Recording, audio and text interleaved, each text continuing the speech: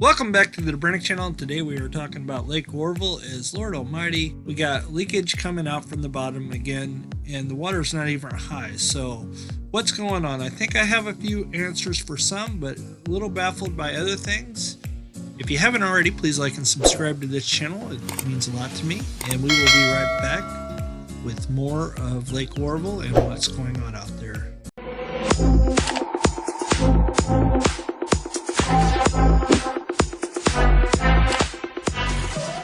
Welcome back to the Dobrenic channel, and we are talking about this again. This is a reoccurring problem that's happened earlier this year. Water seeping out of this second or third panel in all the way to the third or fourth panel. I'm not sure how many panels are before this. You can't really see it from this angle from the camera, but you see water coming out of the middle and then along the side there, and it just switched, so we'll have to come back to that. But I don't know why that's doing that, because if you watch this video here, and I've worked with dirt for a long time with my father, and I know that water usually will find its way out of anything. It will seep through concrete. Yes, it will, as I've seen that before, and it also will seep through dirt, and it will seep through rock. Now the question is, why is it not seeping to the drain tile? Some people suggest that that drain tile there may be clogged, and that may be a possibility. So let's go over here to this video that I found. That's Create Common, found it on YouTube, and it's a short 1-minute video, and then we will go from there. So stick around, I'll be right back. Short shorts. Drain tile. To make a home last, you got to keep the water out. And that's a big problem here where we're going to be below grade. And so to handle that problem, you've installed some drain tile here, backfilled with gravel. In our case, we use this drain pipe, which is pretty neat because it's filled with styrofoam pebbles and a geotextile that keeps the silt away. It extends the life of your drain tile. Drain tile is the terminology for a porous pipe installed along a foundation. Its purpose is to provide a pathway for any water that percolates along the side of the structure. The drain tile is sloped to a lower grade to channel the water away. Typically, your drain tiles are installed on top of your footer. But if this were a basement wall and you're backfilling, your moisture is going to go beyond because you disturb this area. It's going to go all the way to besides the footer. So a better practice is actually to put that drain tile besides the footer, okay? Once we put the break over here, we're backfilling with gravel, okay? And then the dirt is going to go on top of that. That creates enough permeability in this soil. Any surface water or rainwater that comes, it would hit the drain tile and it would reach this pipe, which is perforated, and then carry it out in daylight on the backside of the water.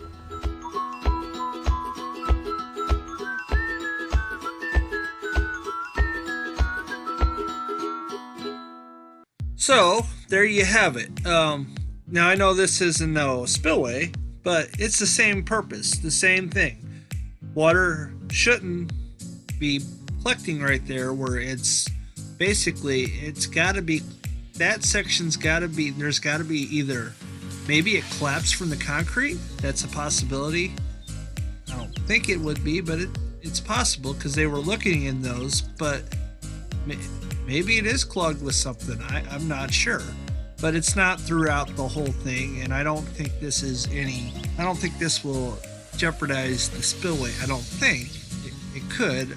I don't know how, but if anything, it'll just leak down the dam would be my guess.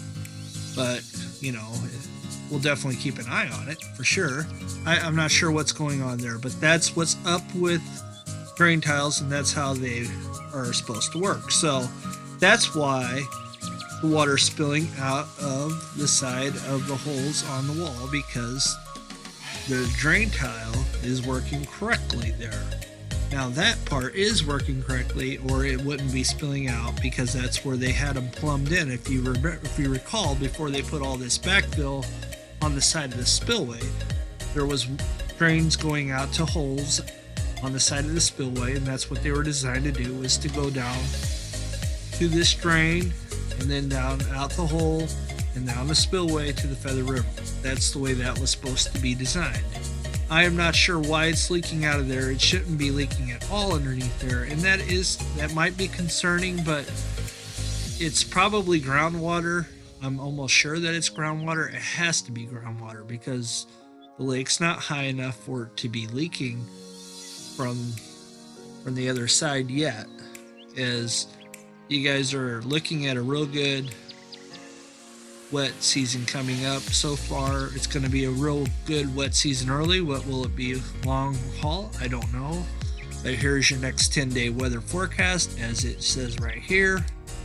This weekend's going to be pretty wet, at least Friday and Saturday. There's a small chance on Sunday. And then you got a lot of dry time Monday, Tuesday, Wednesday, Thursday, and then a chance of rain on Friday, and then the following week on Wednesday, Thursday, Friday.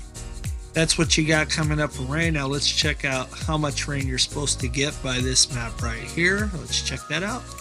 It still looks like it's going to be a lot of heavy rain. I keep seeing this on the map over and over again. Every night I come home, it's still gobs and gobs of rain and snow in the mountains, and that's going to put a great base. Let's go look at the snow map now and see what that has to offer.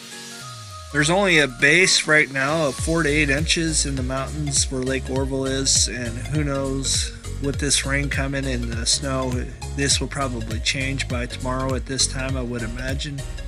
But there's not a whole lot of snow up there yet. But the lake has been rising, as this is the lake level for today. It's rose 0.26 feet over the last 24 hours, so it's on the rise still. As you know, if you live out there, it's been raining out there, so any rain means the lake will rise, and we're definitely kind of curious what it's going to rise with all the rain that potentially come, and we'll see how that happens and what happens there. And this is the current level. It's 776 feet, 0.60.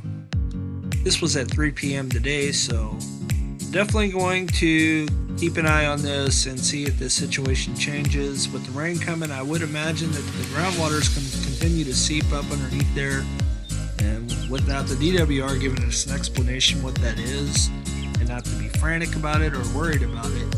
Right now you don't have much to worry about, as there's no water behind it, so there's not a whole lot of concern there. But when the water gets high, will that continue? Will that break that concrete apart there? Anytime you got water running through something, it's not good. So thank you, Janet 998, for your insight today. I appreciate it, and bringing this to my attention, because I was racking my brain what I could make a video about. Didn't think I'd be making a video about Lake Oroville, but you inspired me to do so. I appreciate that, and thank you for subscribing. I appreciate that also. Please like and share and tell everybody, and we will see you next time on the Dobryniec channel. God bless everybody, and have a wonderful day. Peace.